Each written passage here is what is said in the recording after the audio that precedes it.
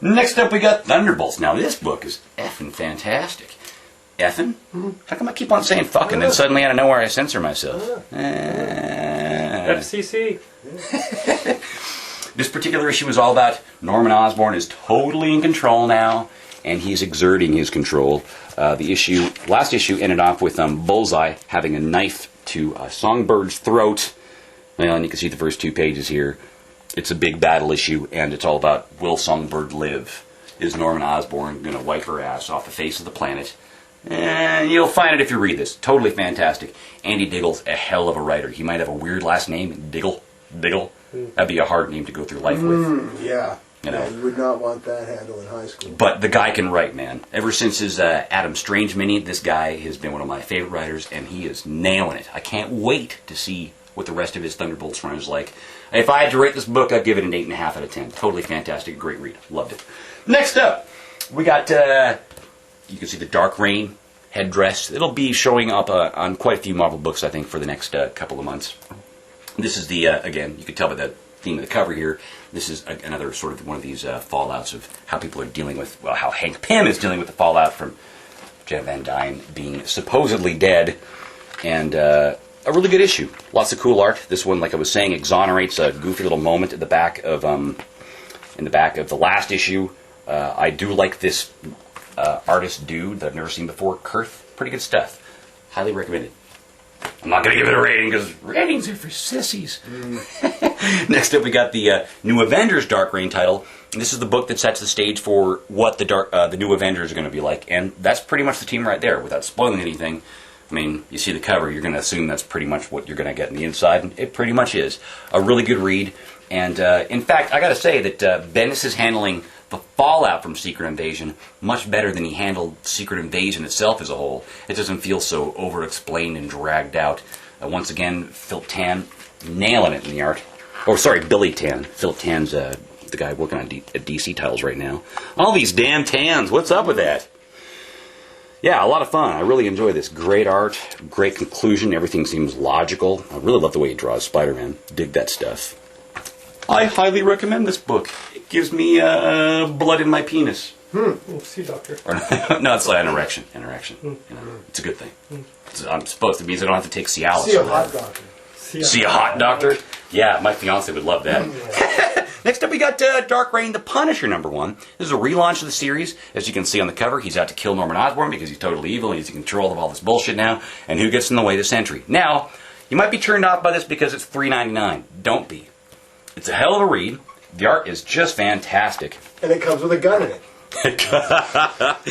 Man, that'd be awesome, dude. Especially since we're in Canada. But the reason why it's so worth it is because, and Dave, you'll be interested in this, it has a Punisher saga. Basically, the second half of the book is an explanation of the entire Punisher's history. Right. So it is a double-sized issue. It's got this great explanation of the entire Punisher history, like the entire damn thing. And the only thing they leave out is they just don't bother including. Remember that stupid time when he was like, "I kill angels now." Oh, remember that crap? Remember that crap? They don't include it, so be happy. Yeah. And then in the very back, you've got this great little Punisher timeline, all the trades in order, and a preview of Agents of Atlas. So well worth the extra $1, in my opinion, and a great read. I mean, as stupid as it might seem to have Punisher taking on a guy with the power of 1,000,000 exploding suns, it works out really well, and it's not dumb at all. And a cool homage to his first couple Absolutely, and it's a great homage to the first appearance of him taking on Spider-Man. These guys are laughing because the irony is that he really does take on a guy with the power of 1,000,000 exploding suns. Oh, yeah. That's a pretty damn good bullet. That guy's tough. Now, I haven't read this yet, but I just wanted to show off, it's got the Dark Reign headdress and whatnot. Oh, the bullets aren't that good. They do just, they don't do nothing. Yeah, but that guy has the powers of millions of suns. I didn't say it takes him out. Oh. Spoiler? No. I actually called it intelligent.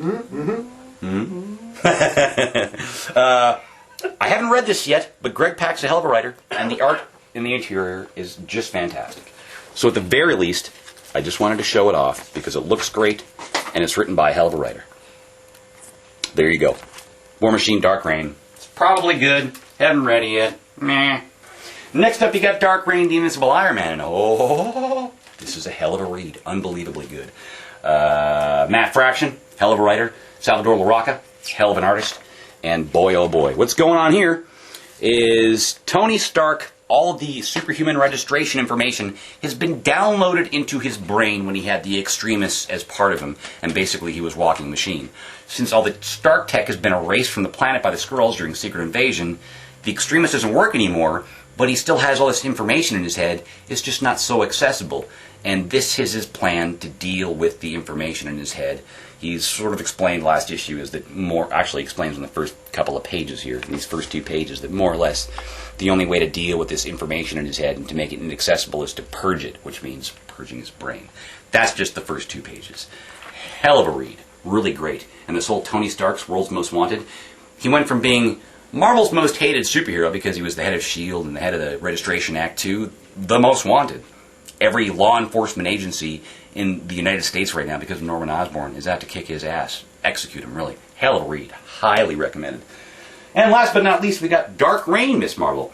Now, the Miss Marvel series, as it applied to Secret Invasion, sucked balls! It was just fucking awful, man.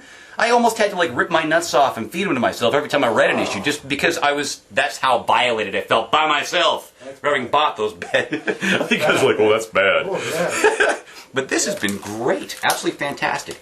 This the current Miss Marvel storyline is following the her history when she was with the Air Force and how it was she went from being a soldier to an Air Force member, and it leads to this particular storyline. As you can see here, there's Aaron Stark, a Machine Man. Later on in the issue, Spider-Man shows up. A lot of fun. I'm really, really enjoying this series, and it's nice to be enjoying it again because I've always enjoyed Brian Reed's writing in Miss Marvel, except for Secret Invasion. That was goddamn awful. And that's it!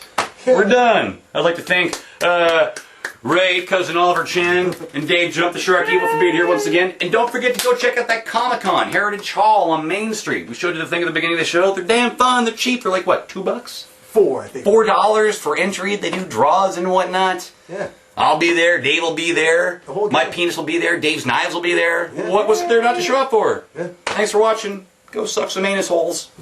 Good times at the office.